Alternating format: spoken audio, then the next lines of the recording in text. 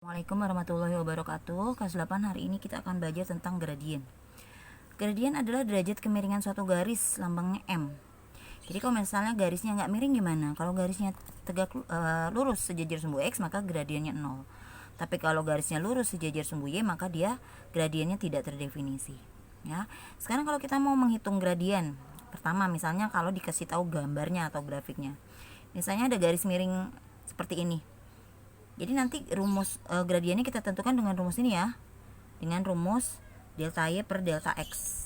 Delta Y per delta X. Delta Y ini artinya perubahan di sumbu Y per perubahan di sumbu X. Dengan perjanjian kalau miring kiri negatif dan miring kanan positif. Miring kiri miring kanan tuh gini. Misalnya garisnya seperti ini miring ini ya. Ini garisnya seperti ini. Lalu pensil kita taruh di bagian bawah garis. Lalu kita ikuti garisnya. Maka dia akan jalan ke kiri.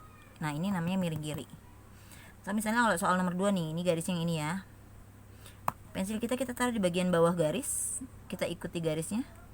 Dia bergerak ke kanan, maka dia miring kanan. Jadi yang seperti ini miring kiri, yang seperti ini miring kanan, ya. Lalu kalau misalnya kita menentukan nih garis ini berapa gradiennya? Karena dia miring kiri berarti dia negatif. Lalu kita hitung sumbu Y-nya berapa langkah? Sumbu Y-nya 1, sumbu X-nya 2. Maka jadinya min 1/2. Kalau nomor 2, ini miring kanan, jadi dia positif. Kita hitung sumbu Y-nya nih, dari sini sampai atas berapa langkah? 1, 2, 3, 4, 5, 6. 6. Per sumbu X-nya 1, 2, 3, 4. 6/4 kita sederhanakan jadi 3/2.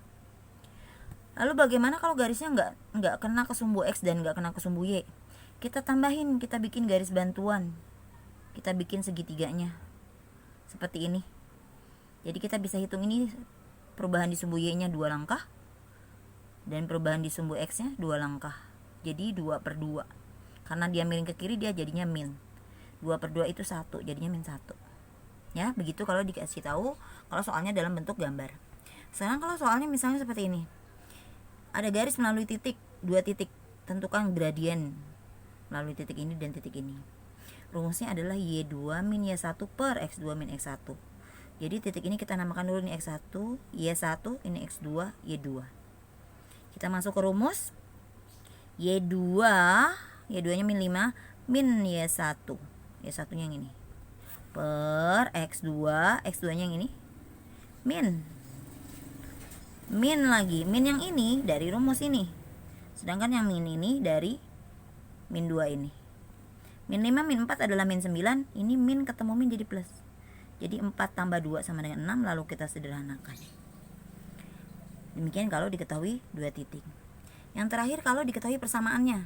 Kemarin kita sudah belajar bahwa persamaan garis lurus itu ada 2 macam. Ada yang seperti ini, MX plus C, dan ada yang seperti ini.